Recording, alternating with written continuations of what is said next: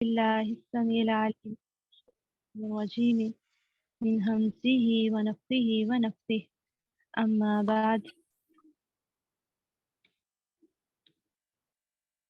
قل إن صلاتي ونسكي ومحياي ومماتي لله رب العالمين لا شريك له وبذلك أمرت وأنا أول المسلمين۔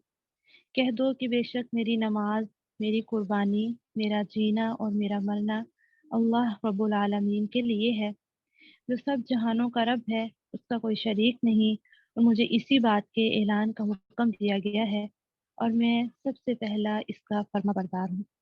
سورہ الانعام کی آیات ہیں نمبر 162 اور 163 جو آپ کے سامنے رکھی، اس میں ہمارے لیے ایک پیغام ہے اللہ رب العالمین کے لیے، جو خصوصاً آپ نے حضرت ابراہیم علیہ السلام کے لیے بیان کیا کہ میری نماز، میری قربانی، میرا جینا، میرا مرنا جو ہے وہ سب اللہ رب العالمین کے لیے ہو، کیونکہ اللہ تعالیٰ جو ہے وہ سب جہانوں کا رب ہے، اس کا کوئی شریک نہیں ہے، اور اللہ تعالیٰ کے لیے سب سے پہلے فرما بردار بننے کی یہاں پہ تاکید کی گئی۔ زندگی اس دنیا میں آنے کا نام ہے اور موت جو ہے وہ دنیا سے واپسی کا نام ہے۔ اس آنے اور جانے کے درمیان ایک مختصر سا وقت ہے جو ہم سب کو ملا ہے۔ ہر چیز سے قیمتی ہے یہ وقت جو ہم سب کو میسر ہے، اور اس وقت کا صحیح حق وہی ادا کر سکتا ہے اور اس سے حقیقی فائدہ وہی اٹھا سکتا ہے جو اپنے آغاز اور انجام سے باخبر ہو۔ اس چند روزہ دنیا میں کامیاب وہ نہیں جو ڈیڑھ و مال کما لے، بڑے بڑے محلات تعمیر کر لے، شہرت پالے، بلکہ کامیاب وہ ہے جو اپنے وقت کو مفید کاموں میں استعمال کر لے اور اپنی اس زندگی کو اپنے خالق کی مرضی کے مطابق گزار لے، کیونکہ آخرت میں بھی صرف وہی اعمال کام آئیں گے جو اللہ تعالیٰ کی رضا کے لیے ہوں گے، اور دنیا کا مال، یہاں کی شہرت، یہاں کی عزتیں سب دنیا میں رہ جائیں گی، باقی وہی بچے گا جو اللہ تعالیٰ کے لیے ہوگا۔ یوم لا ینفع مال ولا بنون الا من اتی اللہ بقلب سلیم، جس روز مال اور بیٹے کام نہ آئیں گے مگر جو اللہ کے پاس قلب سلیم لیے ہوئے آئے، یعنی کامیاب وہی ہے جو قلب سلیم کے ساتھ آئے، بقلب سلیم، اطمینان والا دل، مطمئن دل، اطاعت والا دل لے کر جو اللہ تعالیٰ کے پاس آئے گا وہی کامیاب ہے۔ یہ زندگی تو دراصل اس بات کا امتحان ہے کہ اللہ تعالیٰ کی دی ہوئی نعمتوں کو ہم نے کس کی مرضی کے مطابق استعمال کیا ہے، رحمان کی یا پھر شیطان کی۔ سورہ الملک میں آتا ہے الذی خلق الموت والحیات لیبلوکم ایکم احسن عملا، اس نے زندگی اور موت کو اس لیے پیدا کیا کہ وہ تمہارا امتحان لے تم میں سے کون سب سے اچھے کام کرتا ہے۔ تو یہاں پر اللہ تعالیٰ نے زندگی اور موت کا مقصد بتایا، قرآن میں کئی جگہ پر اللہ تعالیٰ نے مقصد بتایا کہ زندگی کیوں دی ہے، موت کیوں آئے گی، اور یہ آیت جو ہم بہت زیادہ کثرت سے پڑھتے بھی ہیں، تو اس کے متعلق کو ذہن نشین کرنے کی ضرورت ہے۔ اللہ تعالیٰ کہتے ہیں کہ میں نے زندگی اور موت اس لیے پیدا کی تاکہ میں تمہارا امتحان لے سکوں، تاکہ میں جان سکوں تم میں سے کون جو ہے وہ نیکیوں میں سبقت لے جانے کی کوشش کرتا ہے، کون ہے جو اپنے زندگی کو اللہ تعالیٰ کی رضا حاصل کرنے کا ذریعہ بناتا ہے، مقصد بناتا ہے۔ لیکن ہمارے ہاں اس کے برعکس ہے، ہم دنیا کی کامیابیوں اور چیزوں کے پیچھے دوڑتے جا رہے ہیں، ہمارے پاس فرصت ہی نہیں ہوتی ہے کہ ہم اللہ رب العالمین کے لیے کچھ کریں۔ اللہ سبحانہ و تعالیٰ کی بنائی ہوئی اس کائنات میں جتنے بھی واقعات ہیں، حادثات ہیں، نعمتیں ہیں، ہر چیز اسی کے ارادے و حکم سے وقوع پذیر ہوتی ہے۔ صحت و بیمار بھی اللہ تعالیٰ کی طرف سے ہے، نعمتوں کا ملنا بھی، نعمتوں کا چھن جانا بھی، ہر چیز۔ لیکن ایک جو مومن ہے وہ نعمتوں کے ملنے پر شکر گزاری کا رویہ اپناتا ہے، اور اگر کہیں کمی آتی ہے تو صبر کا رویہ اپناتا ہے۔ ان دو راستوں کے علاوہ وہ تیسرا راستہ استعمال نہیں کرتا جس میں نا امیدی ہے یا پھر حد سے زیادہ غم میں مبتلا ہو جانا ہے۔ اللہ کے رسول اور نبی حضرت محمد صلی اللہ علیہ وسلم نے فرمایا کہ اللہ تعالیٰ کی دو نعمتیں ایسی ہیں جن کی اکثر لوگ قدر نہیں کرتے اور ان کو برباد کرتے ہیں، ایک تندرستی ہے اور دوسری فراغت۔ تو یہ واقعی میں دو بہت اہم چیزیں، اگر ہمارے پاس تندرستی نہیں ہے، صحت نہیں ہے، ہم بیمار ہیں، کمزور ہیں، تو ہم کچھ بڑا نہیں کر سکتے ہیں۔ اور بعض اوقات ہماری صحت کو خراب کرنے میں ہمارا اپنا ہاتھ بھی ہوتا ہے، ہم اس کی کیئر نہیں کرتے ہیں یا پھر کچھ ایسی چیزوں کو اپنے اوپر سوار کر لیتے ہیں جو ہماری صحت کو خراب کر دیتی ہے۔ اور فراغت جو ہے اس میں ہم سستی کا مظاہرہ کرتے ہیں اور اگلے دن پر بات لے جاتے ہیں کہ کل بھی اچھا کام کریں گے یا کل سے انشاءاللہ ہم شروع کریں گے، لیکن وقت کا فائدہ نہیں اٹھاتے۔ تو یہاں پر 2 چیزوں کی جو بات کی گئی وہ خاص ہے کہ تندرستی اور فراغت، اس سے فائدہ اٹھانا ہے۔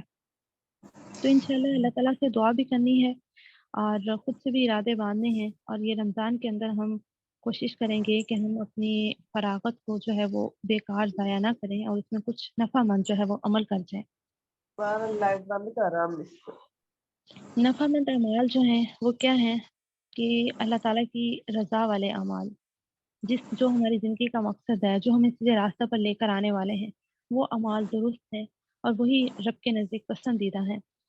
یہاں پر جو آیت آپ کے سامنے رکھی حضرت ابراہیم علیہ السلام کے حوالے سے ہے، اور آپ کی چند آیات اور آپ کے سامنے رکھنا چاہوں گی جو میری بہت پسندیدہ ہیں اور حضرت ابراہیم علیہ السلام کے نسبت سے ہے۔ آپ کہتے ہیں کہ الذی خلقنی فہو یہدین والذی هو یطعمنی ویسقین وَإِذَا مَرِضْتُ فَهُوَ يَشْفِينِ وَالَّذِي يُمِيتُنِي ثُمَّ يُحْيِينِ وَالَّذِي أَطْمَعُ أَن يَغْفِرَ لِي خَطِيئَتِي يَوْمَ الدِّينِ۔ اور فرماتے ہیں کہ جس نے مجھے پیدا کیا پھر وہی میری رہنمائی کرتا ہے اور وہی مجھے کھلاتا ہے اور وہی مجھے پلاتا ہے، اور جب میں بیمار ہوتا ہوں تو وہی مجھے شفا دیتا ہے، اور جو مجھے موت دے گا پھر وہ مجھے زندہ کرے گا، اور جس سے میں طمع رکھتا ہوں کہ جزا کے دن وہ میری خطا بخش دے گا۔ بہت ہی عمدہ خوبصورت آیات ہیں اور ایک بڑا میسیج ہے اس میں کہ سب کچھ میرا اللہ رب العالمین کے لیے ہے، اور اللہ رب العالمین کے لیے ہو بھی کیوں نہ، جبکہ ہم اسی کے پیدا کرتا ہیں۔ ہمارے پاس جو صلاحیتیں ہیں، قوتیں ہیں، بولنے کی طاقت ہے، سننے کی طاقت ہے، سوچنے کی طاقت ہے، وہ سب اللہ رب العالمین کی طرف سے ہے۔ تو پھر کیوں نہ ہم اس کے فقیر بنیں، اس کے محتاج بنیں، اس کے بندے بن کے زندگی گزاریں۔ یہاں پر جو بات کی گئی کہ جس نے مجھے پیدا کیا ہے وہی میری رہنمائی کرتا ہے۔ آپ جانتے ہیں کہ ابراہیم علیہ السلام جس دور میں تھے، ہر طرف جو ہے وہ برائی تھی اور اللہ تعالیٰ کے ساتھ شرک ٹھہرایا جا رہا تھا، کہیں چاند کی پوجا، کہیں آگ کی پوجا، کہیں ستاروں کی پوجا، کہیں کس چیز کی پوجا، لیکن انہوں نے کیا کہا کہ جس نے مجھے پیدا کیا ہے پھر وہی میری رہنمائی کرے گا۔ رہنمائی حاصل کرنے کی کوشش کی، اللہ تعالیٰ نے راستہ دکھا دیا۔ اس نے ہمارے لیے بہت بڑا میسیج ہے۔ بعض کا تھا میسیج سچویشن میں ہوتے ہیں، ہمیں سمجھ نہیں آ رہا ہوتا کہ سارے راستے کیوں بند ہو گئے میرے لیے، اگر میں دین کا کام کرنا چاہ رہی ہوں تو کیوں رکاوٹیں آ رہی ہیں میرے لیے، یا پھر اگر دنیاوی اعتبار سے کوئی اچھا کام ہے بند تو کر دے۔ اتنی مشکلات ہیں، رکاوٹیں ہیں، کوئی راستہ کیوں نہیں بن رہا۔ تو اس وقت ہمیں ضرورت ہوتی ہے کہ ہم اپنے رب، جو رب العالمین ہے، تمام جہانوں کا رب ہے، اس سے رجوع یا کر پھر لیں، بڑا ہی تیز کر دے یا پھر بند۔ کوئی رہنمائی کر دے، کوئی راستہ نکال دے۔ تو جو پیدا کرتا آواز ہے آ رہی تھی پیچھے۔ میرے لیے راستے بھی نکال سکتا ہے، اور وہی جو مجھے کھلاتا ہے اور وہی جو مجھے پلاتا ہے، بہت خاص بات ہے۔ ہمیں لگتا ہے کہ ہم نے کھانا جو ہے وہ بنایا، یا گھر کے جو مرد ہے وہ سامان لے کر آئے اور میں نے بنا کر دیا، بچوں نے کھایا، لیکن اصل میں یہ بہت اہم میسیج ہے۔ اس چیز کا ہمیں ادراک ہونا چاہیے، اور ادراک ہوگا تو ہم کیا کریں گے؟ کھانے سے پہلے اللہ کی حمد بیان کریں گے، کھانے کے بعد اللہ کی حمد بیان کریں گے کہ وہی مجھے کھلاتا ہے، وہی مجھے پلاتا ہے، اور جب میں بیمار ہوتا ہوں تو وہی مجھے شفا دیتا ہے۔ اللہ تعالیٰ کے ہاتھ میں شفا ہے۔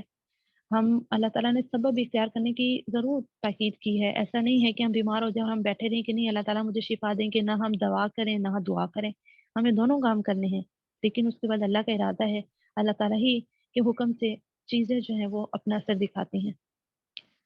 اور جو مجھے موت دے گا پھر وہ مجھے زندہ کرے گا، جیسے اللہ تعالیٰ نے ہمیں پہلے زندہ کیا، ہم کچھ نہیں تھے، ہمیں اللہ تعالیٰ نے زندگی دی، پھر موت دے گا ایک، اور اس کے بعد پھر ایک زندگی ہوگی جو ہمیشہ رہے گی، اور جس سے میں طمع رکھتا ہوں کہ جزا کے دن وہ میری خطا بخش دے گا۔ اللہ تعالیٰ سے یہ امید رکھنا بہت ضروری ہے، اس نتیجے کے ساتھ، اس عمل کے ساتھ کہ آپ پہلے بھی اپنی زندگی کو رب کے دائرے کے مطابق گزار رہے ہوں، پھر آپ امید رکھیں اللہ تعالیٰ سے بخشش کی، تو انشاءاللہ اللہ تعالیٰ ہمیں ضرور بخش دیں گے۔ لیکن یہ کہنا کہ آپ دنیا میں رہتے ہوئے اپنی مرضی کر رہے ہیں یا اپنے بزرگوں کی باتیں مانتے ہیں، وہی عمل کرتے ہیں، لیکن اللہ اور اللہ کے رسول کی بات کو پہلی ترجیح پر نہیں رکھتے، اپنی مرضی کے مطابق آپ کام کرتے ہیں، اللہ کی نافرمانی کر جاتے ہیں، اس کے بعد آپ کہتے ہیں کہ اللہ بڑا غفور و رحیم ہے، اللہ بخش دے گا، تو یہ درست نہیں ہے۔ اللہ تعالیٰ نے جہاں غفور الرحیم اپنی صفات بیان کی، وہیں پہ اللہ تعالیٰ نے اپنی عدل کی صفت بھی بیان کی، اپنے غضب کی صفت بھی بیان کی، اپنے انصاف کی صفت بھی بیان کی کہ میں جو ہوں جیسے اعمال ہوں گے اس کے مطابق بدلہ دوں گا۔ اور قرآن میں آتا ہے کہ رائی کے دانے کے برابر بھی اگر کوئی نیکی ہوگی تو وہ بھی نکال لی جائے گی، اور رائی کے دانے کے برابر اگر کوئی برائی ہوگی تو وہ بھی سامنے آ جائے گی۔ ہم تو کر کے بول چکے ہوں گے اتنی چھوٹی چھوٹی نیکیاں اور اتنے چھوٹے چھوٹے گناہ، لیکن اللہ تعالیٰ کے پاس وہ ریکارڈ ہیں اور ہمارے سامنے اس موجود ہوں گے۔ تو اس لیے ہمیں چھوٹے سے چھوٹے عمل کو بھی دیکھنا چاہیے کہ میں جو عمل کر رہی ہوں وہ میرے رب کو پسند ہے یا نہیں، اور پھر یہ کہ وہ قرآن و سنت کے مطابق ہے یا نہیں۔ اس وقت ہم بہت زیادہ برے حالات میں ہیں، ہم مسلمانوں کا جو ایمان ہے وہ ڈولتا ہوا ہے، ہم بہت جلدی ڈگمگا جاتے ہیں، اللہ تعالیٰ سے نا امید ہو جاتے ہیں، اور پھر ہماری عبادات جو ہیں ان میں بہت نقص ہے، اخلاص نہیں رہا، پھر ہماری دنیاوی معاملات ایسے ہیں کہ ہم اس میں دو نمبری کر جاتے ہیں، ظلم زیادتی کریں، جس کے پاس جتنا اختیار ہے نا وہ اتنے اختیار کو استعمال کرتے ہوئے زیادتی کر رہا ہے اپنے نیچے والے کے ساتھ۔ تو اپنی زندگی میں یہ چیز دیکھیں کہ میں ظلم زیادتی تو نہیں کر رہی ہوں، میں برائی کو ختم کرنے میں اپنا کتنا رول پلے کر رہی ہوں۔ ابھی آپ دیکھیں کہ قیامت کی نشانیاں جو ہیں وہ پوری ہوتی نظر آ رہی ہیں، اور پھر اللہ تعالیٰ کی ناراضگی کے جو اسباب ہیں وہ سامنے ہیں کہ سیلاب آتے ہیں اور زلزلے آتے ہیں، کیا کیا باتیں ہیں جب قتل و غارت کری بہت زیادہ ہو جاتی ہے، زنا عام ہو جاتا ہے، میوزک جو ہے اسے گناہ نہیں سمجھا جاتا، تو آپ خود بھی سمجھتے ہیں کہ یہ سب برائیاں کتنی عام ہو چکی ہیں اس وقت ہماری سوسائٹی میں۔ ہمارے اسکولس کے اندر جو ہے وہ میوزک اتنا عام ہو چکا ہے کہ اب وہ اساتذہ کو، ٹیچر جو اسٹوڈنٹس ہیں انہیں وہ گناہ نہیں لگتا، وہ برا نہیں لگتا، وہ لگتا ہے کہ شاید اسکول میں پڑھائی کا وہ حصہ ہے۔ ابھی کچھ دن پہلے جو ہے وہ کلچر ڈے پہ کیا کیا برائیاں نہیں کی گئیں، کلچر ڈے کو منانے کے چکر میں بچیوں سے ڈانس کروائے گئے، چست پتلے لباس پہنائے گئے، تنگ لباس پہنا کر انہیں اسٹیج پہ کھڑا کر دیا گیا، اور وہ ناچ ناچ کے دکھا رہی ہیں، نیچے پورا مجمع بیٹھا ہے، کوئی تالیاں بجا رہا ہے، کوئی ہنس رہا ہے، کوئی ان کی نمائش جو ہے اس سے اپنی آنکھوں کو محظوظ کر رہا ہے۔ غیرت رہی نہیں مسلمانوں کے اندر، وہیں عورتیں بیٹھی ہیں، وہیں مرد بیٹھے ہیں جو اساتذہ ہیں، جو قوم کو کا مستقبل کو تربیت دینے والے ہیں۔ جب ایسی تربیت ہوگی، یہ بچے باہر نکلیں گے تو یہ کیا ایمان لے کر باہر نکلیں گے؟ تو اگر آپ نے برائی کو دیکھ کر خاموشی اختیار کی اور اس کا حصہ بنے تو سوال تو ہوگا۔ ہمارے اسکول کا آغاز جب ہوتا ہے تلاوت کے بعد میوزک ہوتا ہے جس میں ترانہ اور دعا پڑھی جاتی ہے، لیکن ترانہ اور دعا کی آواز کم ہوتی ہے اور اس کے اندر جو میوزک پیچھے بج رہا ہوتا ہے اور اس کی جو دھمک سینے میں جا رہی ہوتی ہے وہ زنگ آلود کر رہی ہوتی ہے بچوں کو، ان کے ذہنوں کو، اور جب دل سخت ہو جاتے ہیں پھر خیر کی باتیں اثر نہیں کرتی۔ آج بچے جو ہیں وہ اپنے ٹیچرز کا ادب نہیں کرتے، اور جو ٹیچرز ہیں وہ بچوں سے ویسے محبت نہیں کرتے، ان کے مستقبل کے لیے وہ پریشان نہیں ہیں، ان کی اصلاح نہیں کرنا چاہتے، بس یہ کہتے ہیں کہ ہم ٹیچرز ہیں، ہمیں جانا ہے، اپنا سبجیکٹ پڑھانا ہے اور واپس آ جانا ہے۔ تو جہاں بھی نیکی کی بات ہوگی وہاں اپنا رول پلے کریں، جہاں برائی ہے وہاں اپنا رول پلے کریں۔ میرا جینا، میرا مرنا، مطلب میری زندگی تمام اللہ تعالیٰ کے لیے، اگر میں جی رہی ہوں رب کے لیے، اور جب میں مروں تو اچھی موت مجھے آئے۔ ہم اپنی زندگی کے لیے بہت سی دعائیں کرتے ہیں کہ یا اللہ مجھے فلاں چیز دے دے، یا اللہ مجھے فلاں چیز دے دے، لیکن ہم نے کبھی اپنی اچھی موت کے لیے دعا نہیں کی۔ اور اپنے ارد گرد جب لوگوں کو، علم والوں کو جاتے دیکھتے ہیں تو احساس ہوتا ہے کہ اچھی موت بھی اللہ تعالیٰ کی ایک نعمت ہے۔ اللہ تعالیٰ ہمارا خاتمہ بالخیر کرے، ہمیں عزت کی موت دے، پیچھے ہمارا اچھا تذکرہ چھوڑیں۔ یہ تبھی ہوگا جب ہم زندگی میں رہتے ہوئے اللہ تعالیٰ کے احکامات کی قدر کرتے رہے، اللہ تعالیٰ کے احکامات پر عمل کرنے کی بھرپور کوشش کرتے رہیں، اور ہم دوسروں کو تاکید کرتے رہے محبت کے ساتھ، اصلاح کے ساتھ، کہ حق یہ ہے، اس کو اپنا لیں۔ اگر ہم خاموش رہے اور برائی کو ہم نے برائی سمجھنا چھوڑ دیا، پیچھے کیا بچ جائے گا؟ بے ایمانی بچ جائے گی، نفاق بچ جائے گا، اخلاص نہیں بچے گا۔ کیونکہ آپ جانتے ہیں حدیث کو کہ برائی کو جب دیکھیں تو اسے ہاتھ سے روک دیں، اگر اس کی طاقت نہیں ہے تو زبان سے روکیں، اگر اس کی بھی نہیں ہے تو کم از کم دل میں ضرور برا جانے، اور یہ کمزور ترین درجہ ہے ایمان کا۔ لیکن ہم نے تو کمزور ترین درجہ بھی چھوڑ دیا۔ ہم دوسروں کو برا ضرور جانتے ہیں، برائی کو برا نہیں جانتے، اور ہم خود کو پارسا سمجھتے ہیں، نیک سمجھتے ہیں۔ ہمیں ضرور اپنے گریبان میں جھانکنا چاہیے، اور دوسروں کی اچھی باتوں کو دیکھنا چاہیے اور اپنی برائیوں کو دیکھنا چاہیے، اور ہمیشہ اچھے عمل کرنے کی کوشش کرتے رہنا چاہیے۔ تبھی ہمارا جینا اور مرنا اللہ رب العالمین کے لیے ہوگا۔ صرف الفاظ ادا کر دینا کافی نہیں ہے۔ ہماری صبح سے رات تک کی روٹین بتاتی ہے کہ ہم کس کے لیے جی رہے ہیں۔ دنیا والوں کے لیے جی رہے ہیں، اپنے بچوں کے لیے جی رہے ہیں، اپنے شوہر کے لیے جی رہے ہیں، اپنے والدین کے لیے جی رہے ہیں، کس کے لیے جی رہے ہیں، یہ ہماری روٹین بتائے گی۔ اپنے آپ سب نے اپنا اپنا محاسبہ کرنا ہے کہ میرے دن کا آغاز کیسے ہوتا ہے، اور اس میں اللہ رب العالمین کے لیے میں نے کیا کیا، کتنے گھنٹے میں نے اللہ تعالیٰ کی کتاب کو سیکھنے کے لیے لگائے، یا نبی صلی اللہ علیہ وسلم کی حدیث، ان کی مبارک زبان سے نکلے مبارک الفاظ کو سمجھنے میں لگائے، یا میں نے کنتم خیر امت اخرجت للناس پہ عمل کرنے کی کوشش کی۔ میں نے کتنے لوگوں تک خیر پہنچائی، کتنا وقت میں نے صرف کیا لوگوں کو خیر پہنچانے میں۔ ذمہ داری تو ہم سب کی ہے، ہم امت وسط ہیں۔ امت وسط میں اسی لیے کہا گیا کہ ہم نے لوگوں تک خیر کو پہنچانا ہے، جو نبی صلی اللہ علیہ وسلم کی ذمہ داری تھی وہ ہمیں دی گئی، ہمیں اب آگے لے کر چلنا ہے۔ تو ہم تو مسلمانوں تک ہی خیر نہیں پہنچا رہے، تو ہم غیر مسلموں تک کب جائیں گے؟ جب ہمارے اپنے اعمال درست ہو جائیں گے، ہمارے ارد گرد کے لوگ درست ہو جائیں گے، حق کو حق سمجھنے لگیں گے، برائی کو برائی سمجھنے لگیں گے۔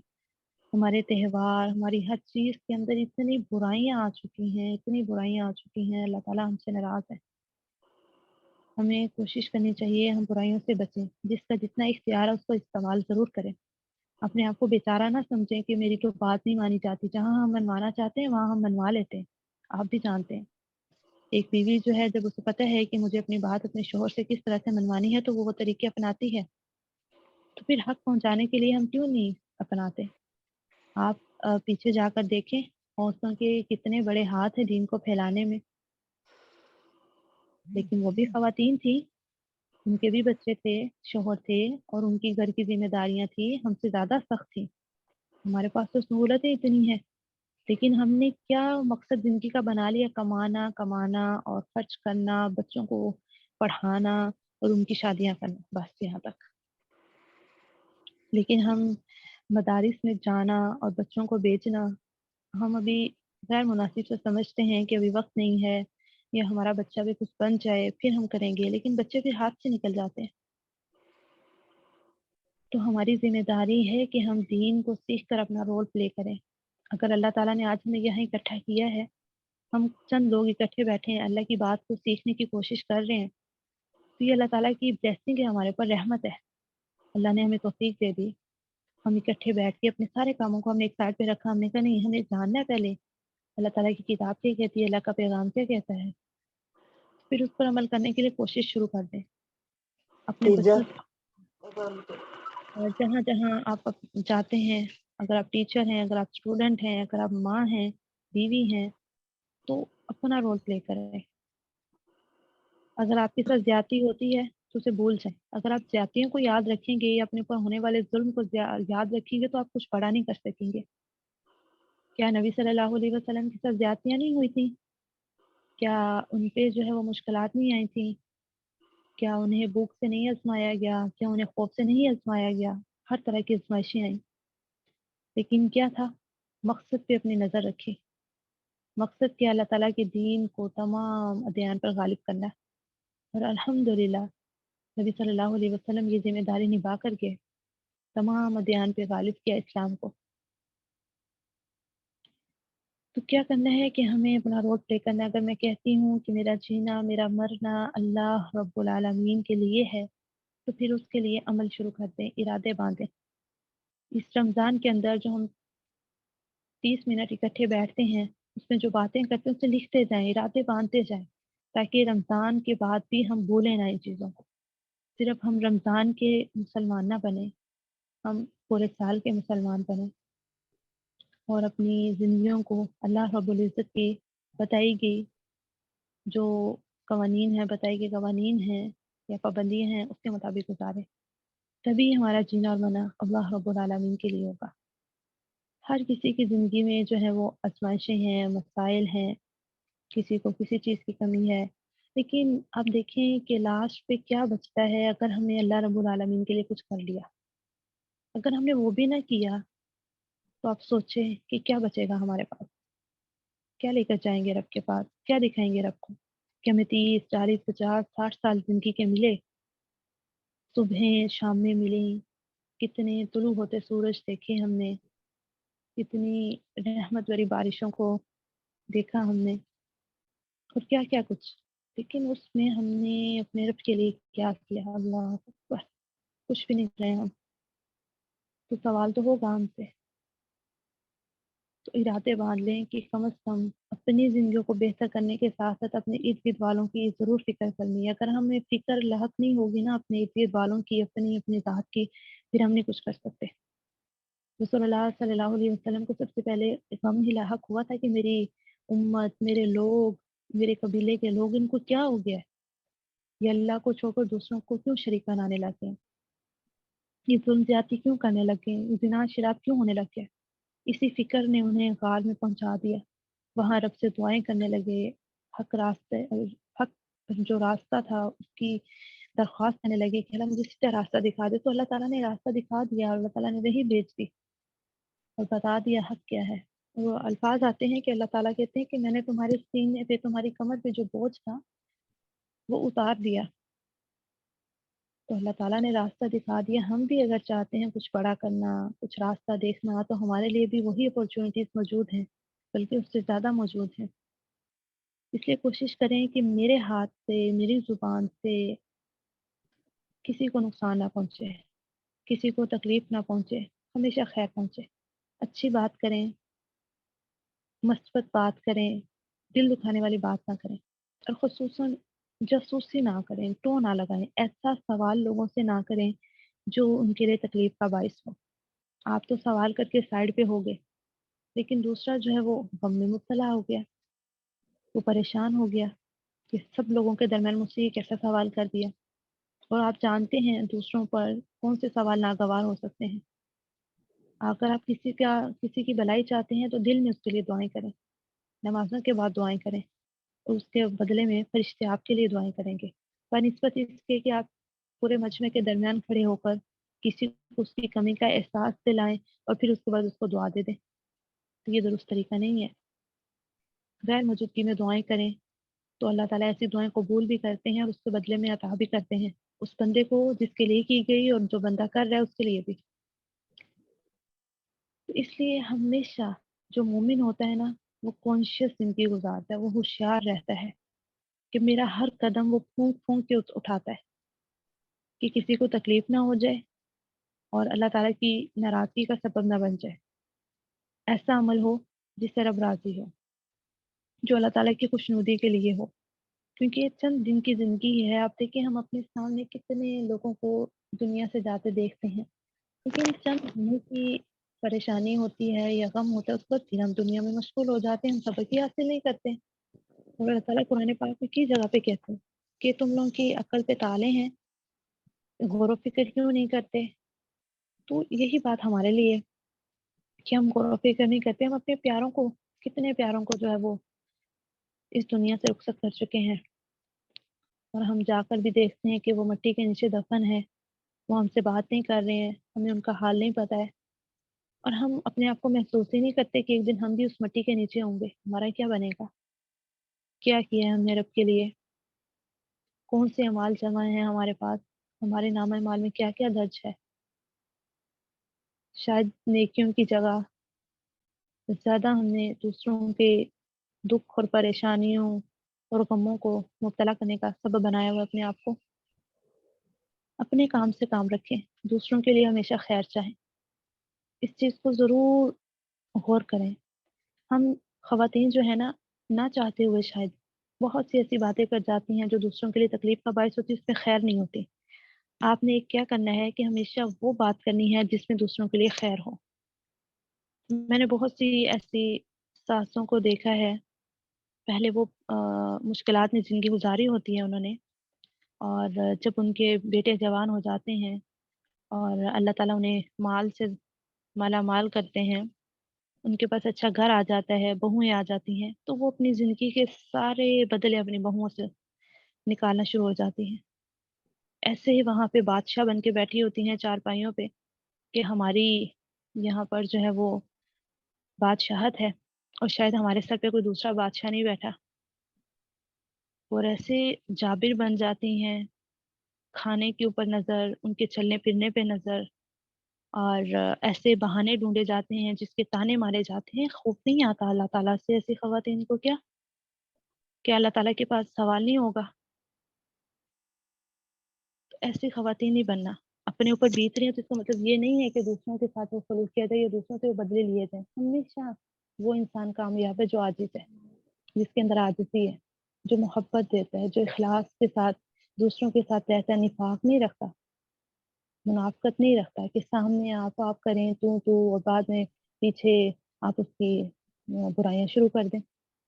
پہلے آپ کہہ کے آپ اس کی جو ہیں وہ باتیں جان لیں، اور بعد میں آپ ان باتوں میں چال ملا کے دوسروں کو بیان کریں۔ اور بہویں جو طلاق بنتی ہیں اور بوڑھی ماں کو، ساس کو یا باپ کو دھوکہ دے جاتی ہیں، ان کی قدر نہیں کرتی ہیں، انہیں کھانا کھلانا انہیں بوجھ لگتا ہے، تو سوال ان سے بھی ہوگا۔ بہت سی خواتین سمجھتی ہیں کہ بھئی ہماری ذمہ داری وہ نہیں ہے، لیکن اگر آپ کے شوہر کی وہ ماں، وہ باپ آپ کے پاس موجود ہے تو اس کی قدر کر کے آپ کیوں نہیں نیکیاں کما لیتے؟ آپ اپنے گھر میں اپنے والدین کی بھی تو رسپیکٹ کرتے تھے نا، ان کو بھی تو کھانا کھلاتے تھے۔ وہی آپ ان کے ساتھ کریں گے تو آپ کے شوہر میں آپ کے لیے عزت ہوگی اور اللہ تعالیٰ کی رضا ہوگی۔ ضعیف کے ساتھ، بوڑھے کے ساتھ اچھا سلوک کرنا اللہ کو بہت پسند ہے۔ انسانیت کے ساتھ نیکی کرنا، رحم دلی والا رویہ اپنانا اللہ تعالیٰ کو بہت پسند ہے۔ جو ظلم زیادتی کرتے ہیں نا تو پھر اللہ تعالیٰ کا غضب آتا ہے اس انسان پہ۔ اور آپ نے خود دیکھے ہیں ایسے لوگ جو جابر بنتے تھے، ان کا انجام بہت برا ہوا۔ تو ہمیں ایسے لوگوں میں شامل نہیں ہونا۔ جتنی بھی زیادتیاں ہو رہی انہیں بلا دیں، اپنے آپ کو بچارا نہ بنائیں۔ جو اللہ نے آپ کو صلاحیتیں دی ہوئی ہیں نا، ان کا اچھا استعمال کر لیں، ان سے دوسروں کو خیر پہنچائیں، ان سے دوسروں کو تکلیف نہ دیں، تو تبھی کامیابی ہے، تبھی میرا جینا، میرا مرنا اللہ رب العالمین کے لیے ہو سکتا ہے۔ ورنہ یہ صرف باتیں رہ جائیں گی کہ ہم اپنے آپ کو نیک محسوس کرتے ہیں، ہاتھوں میں ہم نے تسبیحیں رکھی ہوئی ہیں، تسبیح پہ تسبیح پڑھ رہے ہیں، نوافل پہ نوافل پڑھ رہے ہیں، لیکن دل ہمارے سخت ہو چکے ہیں، ہم دوسروں کو تکلیف پہنچاتے ہیں۔ تو اس رویے سے باہر آ جائیے، خیر کی بات پہنچائیں، دوسروں کو اپنے سے تکلیف نہ دیں، تبھی آپ اللہ رب العالمین کے لیے جیتے ہیں اور مریں گے، ورنہ نہیں۔ تو یہ اب ہمارے اوپر ہے کہ ہم کیا واقعی اپنے رب کے لیے جیتے ہیں؟ ہمارا اٹھنا بیٹھنا، ہمارا چلنا پھرنا، سونا جاگنا، ہماری عبادات، ہمارے لوگوں کے ساتھ معاملات، ہمارا خوشیوں غمیوں میں شریک ہونا، وہ کیسا ہے؟ سب ہم نے کام کرنے ہیں۔ اللہ تعالیٰ کے لیے جینے کا مطلب یہ نہیں ہے کہ ہم سب کو چھوڑ چھاڑ کے ایک کونے پہ بیٹھتے ہیں، سب عمال کرنے، لیکن دائرے کے اندر رہ کے، اللہ کی حدود کی قدردانی کرتے ہوئے، تو پھر رب آپ کی قدردانی کرے گا انشاءاللہ۔ اگر دنیا میں آپ کو جلد نظر نہیں آئے گا تو آپ انشاءاللہ جنت میں اس قدردانی کو ضرور محسوس کریں گے۔ آج کی بات، آج کا میسج میرا یہی تھا آپ سب کے لیے، اور میرے اپنے لیے سب سے پہلے، پھر آپ لوگوں کے لیے۔ اللہ تعالیٰ ہمیں اس پر عمل کی توفیق دے۔ آپ میں سے کوئی بات کرنا چاہتے ہیں تو ضرور کریں۔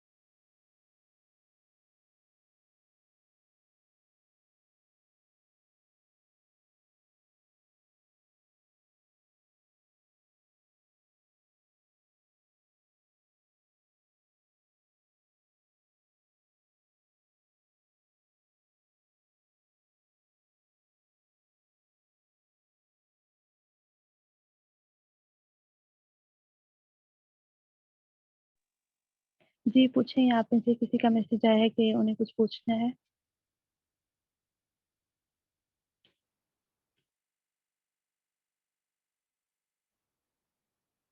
جی بالکل، یہ واقعی میں پینفل ہے بہت زیادہ کہ جس ماحول میں ہمارے بچے تربیت پا رہے ہیں اور برائی کو وہاں کتنا خوشنما بنا کر پیش کیا جاتا ہے۔ جی نوشین مہوش، آپ کچھ پوچھنا چاہ رہی تھیں؟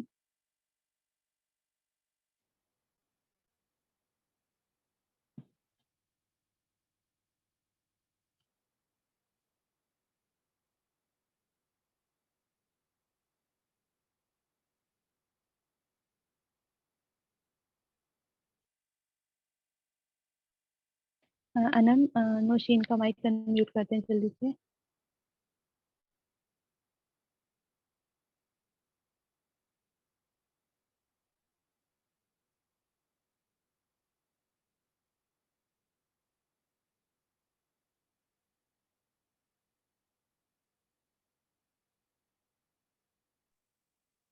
السلام علیکم۔ وعلیکم السلام ورحمۃ اللہ۔ جی مجھے پوچھنا تھا کہ جیسے ویڈیوز بنا کر مرد شیئر کرتے ہیں دعوت دینے کے لیے کوئی بھی ٹاپک پہ، تو ویسے اگر ہم لوگ تو پردے میں ہی کریں گے، خواتین صرف وائس نوٹس میں کوئی ویڈیو شیئر کر سکتے ہیں، حدیث وغیرہ یا پھر کوئی بھی دین کی بات؟ کر سکتے ہیں۔ جی ٹھیک ہے، تھینک یو۔ بارک اللہ فیک۔ السلام علیکم ورحمۃ اللہ وبرکاتہ۔